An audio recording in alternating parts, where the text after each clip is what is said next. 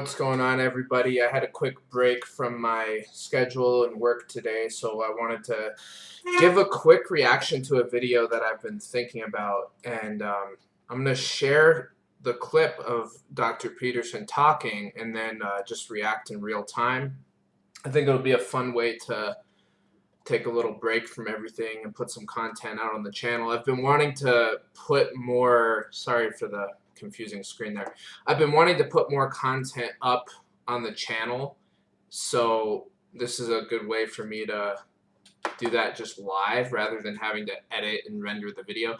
In this particular clip, Peterson talks about the Cyclopse and how that relates to psychopathology, and I think it's a fascinating way to look at how archetypes can apply to psychology and neurophysiology and kind of get a glimpse into his take on Jung. It's a little bit of an older video. Oh yeah, and for those of you who don't know me, my name is Ryan. This is Sorting Myself Out.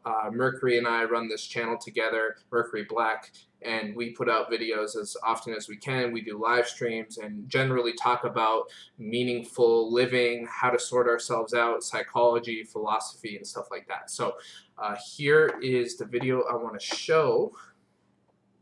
See if I can keep myself in view as I react to it here. And I'm not seeing the live stream comments right now, so I'll check those in a minute. I'm not going to be here for too long, so I might not get to them, but just know that I'll check that out here in a minute. And let's see if I can get this going.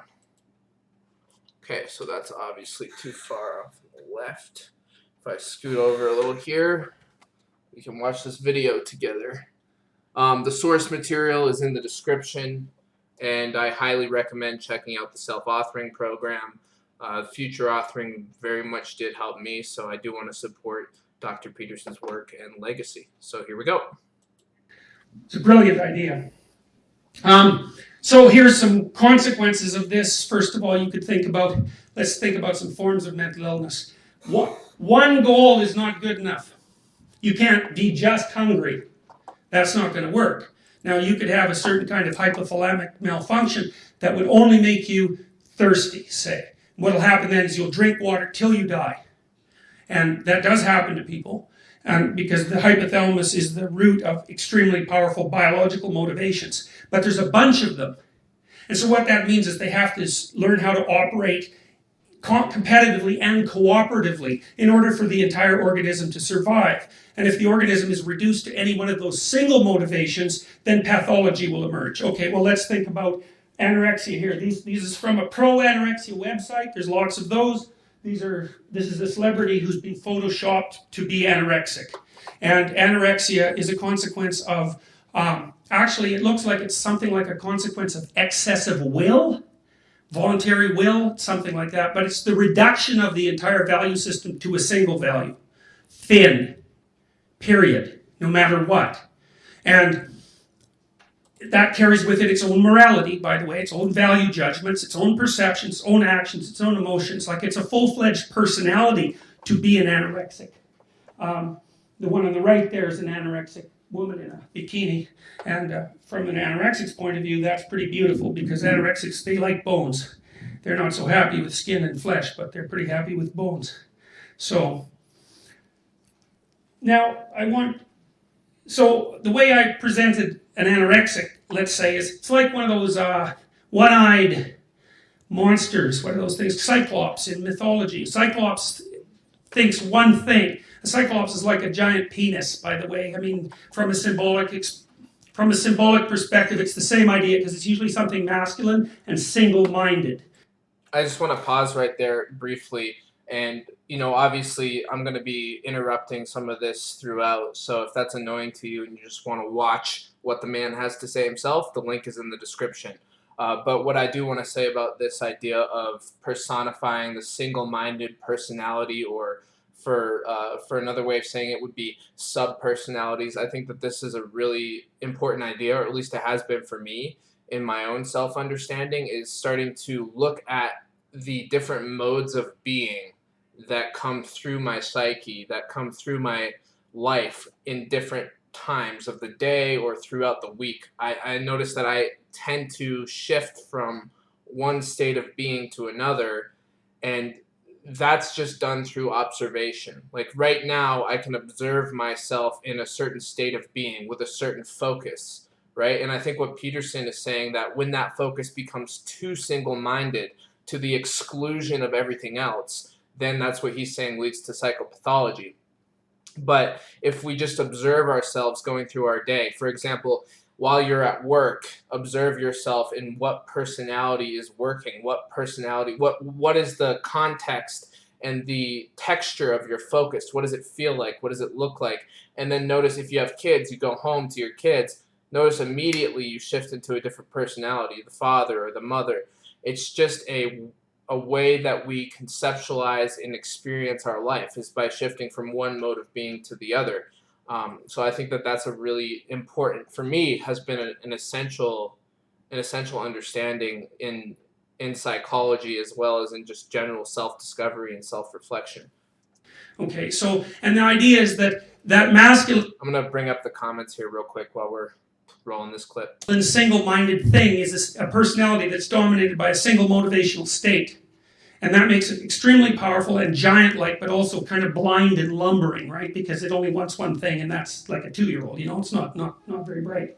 So now you might ask yourself, how might a personality like that come about? So I'm going to tell you a quick story about addiction, all right? So this is one that's worth knowing. So a guy named Norm White, about 1989, separated the idea of reward and reinforcement out. Reward feels good. That's basically what happens when you're pursuing something, or when you catch it. You like pursuing better because you're human, but catching things is not so bad either.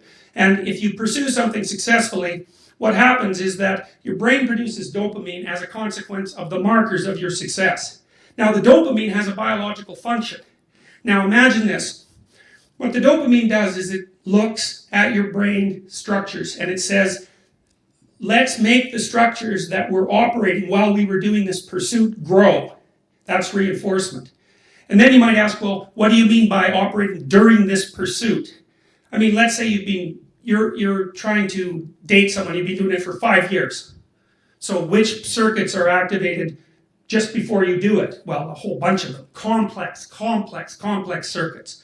So imagine every time you pursue something, there's a sequence of circuitry that's operative. And that as you're successful, the dopamine reinforces those circuits, with the ones temporally closest being reinforced more, so they grow, but the ones farther back also being reinforced. Now, think about it this way. So, you're a methamphetamine addict.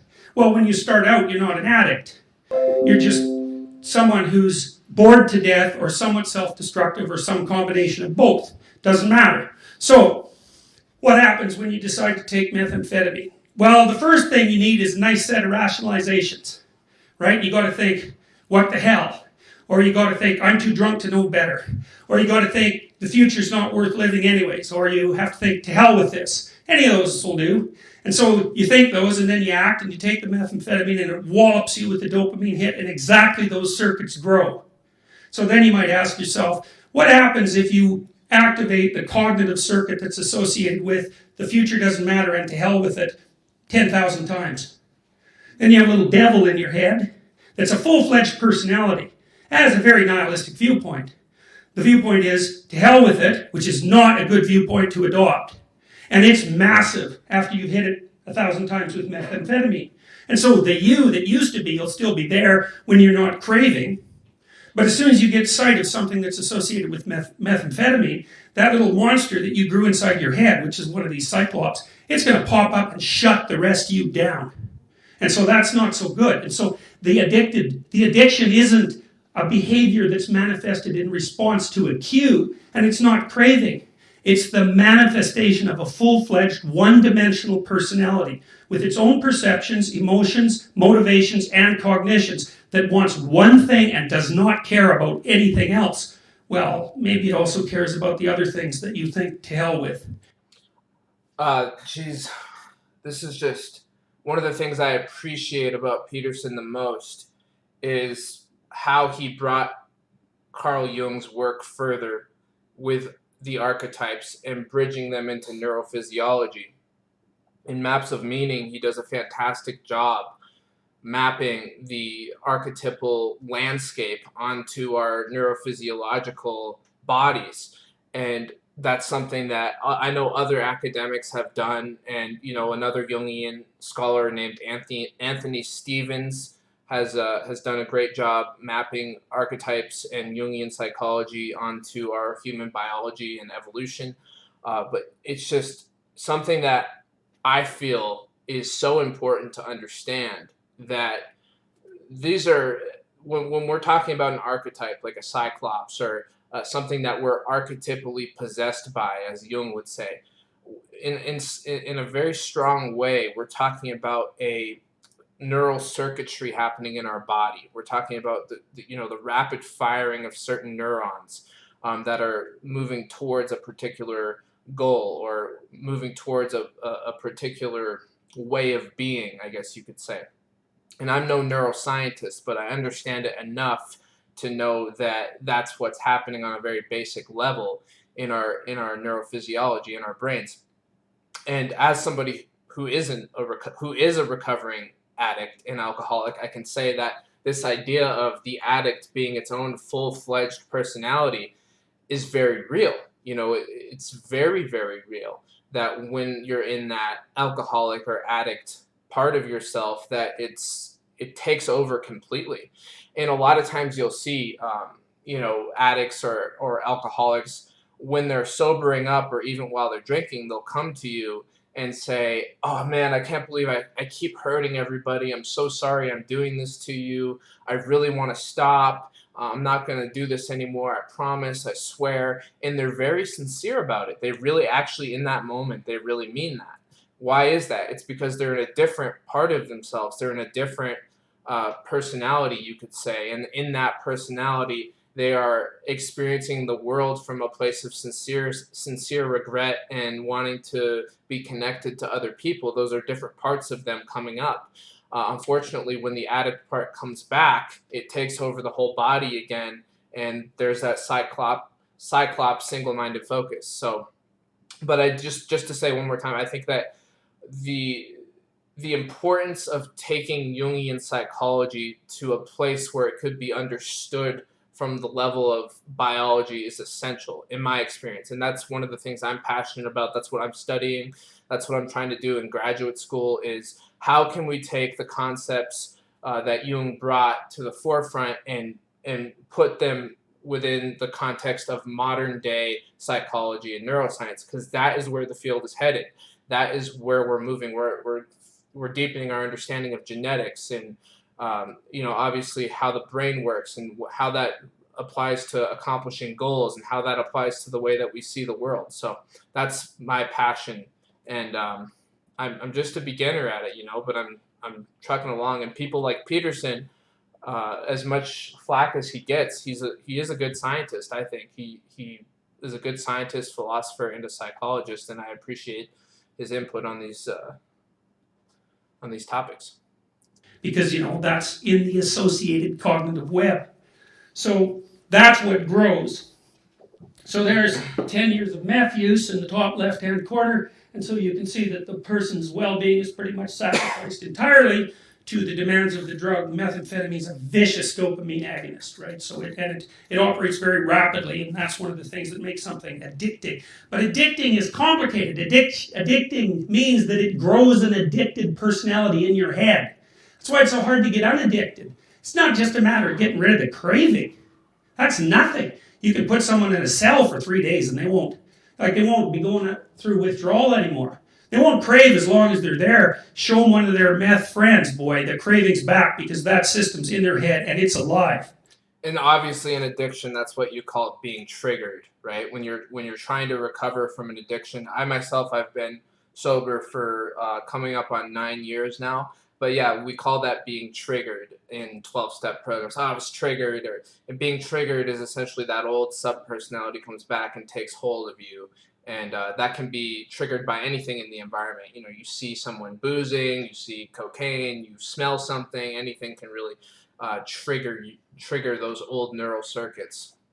And I'm seeing all your comments, by the way. Thank you very much for participating here. I'm seeing Me's Cheese and Dust to Dust and Jonathan and Young is my fire. Young ends my fire, man. Welcome, everybody. I'm glad you're here. I'm going to keep trucking through this video, and then I got to get back to work. So please forgive me if I don't get to your comments. Now, older or more archaic people were a little more intelligent than us, accepting the psychoanalyst, because they knew that most of the pathological things that happen to us are like personalities. So here's one of the bottom. I see you, Longstone, as well. Right, that's the devil of liquor. Well, what does liquor have in it? A spirit.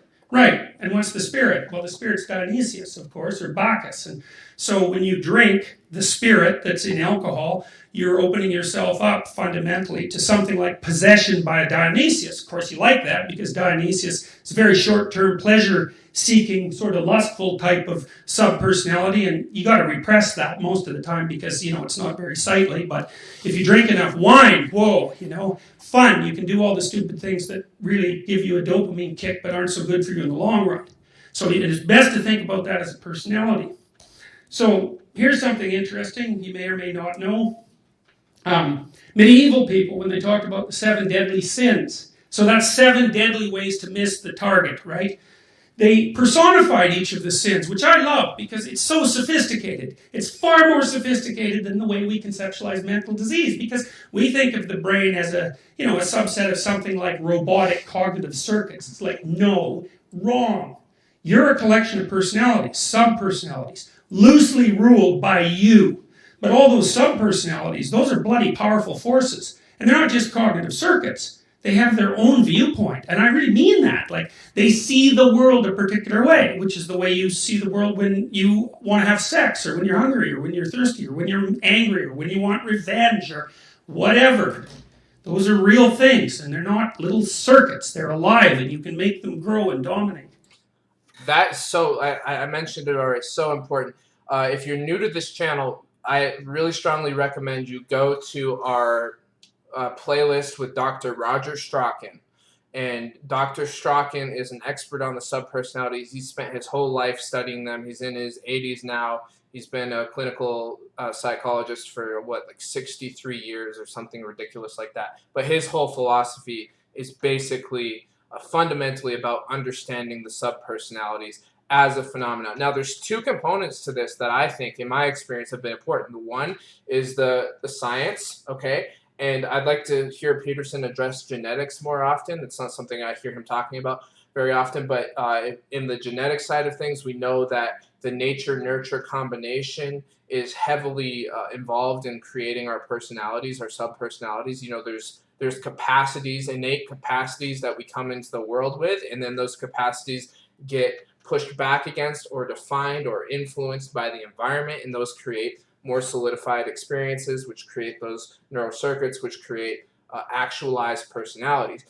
Now, that's my understanding of it. You can argue with that, we can quibble about it, but my research has led me to that conclusion, and you can check out Dr. Robert Plowman to look at his work on genetics, and I can give you more resources if you email sortingmyselfout0@gmail.com. Also look at Dr. Strachan's work. But yeah, if you have questions about that, I'd be happy to engage. Anyways, my point in saying all that is that is the scientific side, and then there is the phenomenological side. And this is where it doesn't really matter so much about the scientific side, because to be a phenomenologist means to act on what you're experiencing in the psyche. You're having an experience in the present moment. Doesn't matter what's objectively true externally, right? Because you're having an experience in the present moment. And in the present moment, you're experiencing a strong personality. You're experiencing a strong sense of being. You're experiencing something that's defining your perception. And if you observe yourself phenomenologically, then you will notice that that changes. And you will start picking up on themes that reoccur. Oh, this personality's back. Oh, now I'm back into this one. And to me, it's been helpful just to work with descriptions. What am I experiencing in this moment? I'm experiencing a focused philosophical flow in this moment. So I know that for me is a philosophical subpersonality. I've identified it as the philosopher. An hour from now, I might be experiencing a strong urge to watch Netflix. Well, I have a sub-personality. I've named him a lazy bear or sleepy bear or whatever. That's how I've used Dr. Strachan's model. That's what works for me as a way of working with these different parts of myself. And awareness in of itself is curative. Awareness is half the battle, to be aware of what's happening inside of me. And then from there, you can start experimenting with creating new neural circuits, giving subpersonalities different things to do. It's very complicated. It's a whole line of theory and thinking that goes into it. It's something I've devoted hundreds and thousands of hours to understanding and writing about and studying with Dr. Strachan and picking up on things that Peterson's saying and reading. And I'm just trying to communicate it in a very basic way. But I think it's kind of hard to do that because there's so much that goes into the whole idea of it. Anyways, I digress. I think I'm losing the traction here, and I wanna finish a couple of Peterson's thoughts here, and then I got to get back to work. So this is pride. Pride is the thing that makes you think you know everything, and it's associated with a descent into hell. That's good. That makes a lot of sense. When I get to the bottom of my clinical clients' pathology, and this is for people who are really suffering, there's usually, the things that I find at the bottom are usually one of two or both. One is pride. The people, especially the people who have something like personality disorder, they bloody well think that they can get away with tricks and that no one is smart enough to figure it out. And if they don't think that, a family member thinks it. And so it's appallingly arrogant. Appallingly. Another thing that's often at the bottom is resentment, which is this notion that life is terrible, generally speaking, but it's terrible for me in a specific way in that I've been picked out for a particular form of unjust misery. And that allows me to be righteous in my anger and to torture people half to death. You get a good combination of resentment and arrogance going. You can be sure that you'll end up in something that is pretty much indistinguishable from hell, and also that feels like it lasts for an eternity. Yeah. Then there's avarice. Well, 2008 pretty much, is our lesson for that. That's narrowing of the value structure to a specific kind of greed-like pursuit, right? And why is it wrong? Well, it's because you sacrifice everything else of value to it. And you lose the balance, and then you lose the equilibrated state. Not good. Lust, that's a lovely drawing. I like it a lot because it kind of indicates this sort of animal-like nature, which of course is what you'd expect for sexual arousal, right? It's an massively archaic biological force. And it's transpersonal too because, you all partake in it, but it's superordinate to everyone, of course. So, envy, sloth, gluttony, all with their own associated devil. Lovely symbolic representations, dreamlike representations, really. And if you do analysis of people's dreams, when they're suffering from one form or another, you often find representations in the dreams that are, vaguely reminiscent of them. Sometimes not so vaguely either. I had a psychotic client once who had, vaguely reminiscent of them. Sometimes not so vaguely either. I had a psychotic client once who had been doing immunological research at McGill, and he was under a lot of pressure because his... Okay, I think that's enough. I recommend watching the rest of that video. It's tremendously good. What I do, and I am reading your comments on my phone, just so you know, I'm not texting while I'm watching this video. But basically, I want to recap real quick. There's a few things. The reason that I wanted to do this video here, one is it's incredibly important in my experience to understand how archetypes bridge to modern day neurophysiology and psychology. Let's even wash the word archetypes and just say Jungian based thinking. Jung has unfortunately been cast aside from the scientific medical realm and not taken seriously. I think that's a mistake. Thank God for people like Peterson who are famous enough to bring him back into the forefront of thinking. I think that the alchemical work that's being done to see how it fits in is really important and fundamental. And Jung often talked about how the collective unconscious is something that's inherited a priori. To me, that's a fundamentally biological statement. It's a phylogenetic, which means the genetic of massive line of ancestry that maps onto an ontogenetic, which is your personal genes, in a way that you can act it out. And in order to act, we have to have genes that code for proteins, right? Otherwise, we wouldn't be able to act. So that's the basis of our ability to utilize our own bodies. So I think that that's important, that that work is being done. That's something that I'm continuing to wrestle with and consider. The other thing is, I think it's important that we have an understanding of subpersonalities as a phenomenological perspective on viewing, on watching ourselves. And Dust to Dust said, it sounds like Ryan's talking about being self-aware and watching yourself act as if you're another person. Exactly. Starting to gather information about what is happening within me. What are my flows? How do I shift states and patterns? What does it look like? What does it feel like? Pay attention to what's happening for me in any given moment, and then start to gather that data and try to come up with personalities that you can say, okay, this is something that it's a reoccurring personality for me. It's something that's been with me. It stays with me. It's a part of who I am. Then you can ask yourself, with the personalities, the different aspects of your being, the reoccurring aspects of your being, are there aspects that are being manifested that aren't in the best interest of my highest good, my highest aim, as Peterson would put it? Then you can start to have that dialectical process where you converse between yourselves, quote unquote, in such a way that you can come up with compromises, negotiations, and reconciliations that allow you to live in peace with your many selves. The only wars we're really fighting, in the final analysis, phenomenologically speaking, not empirically speaking, are wars within ourselves.